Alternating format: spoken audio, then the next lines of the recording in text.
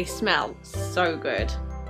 So I've come across a brilliant idea online of how to use these beautiful dried orange slices in a gift that you can give to friends or family. So I'll show you how it's done.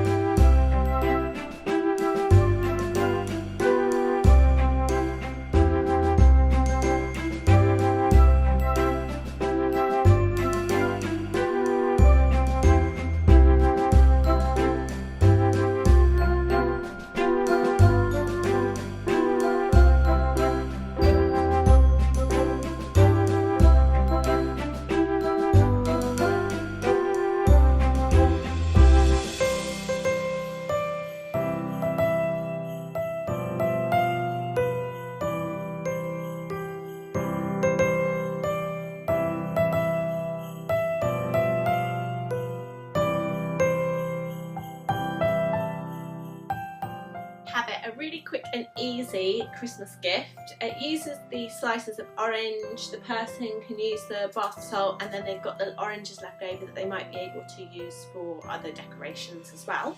That's like a double gift. And then I think with a beautiful label, that would be a really nice quick gift.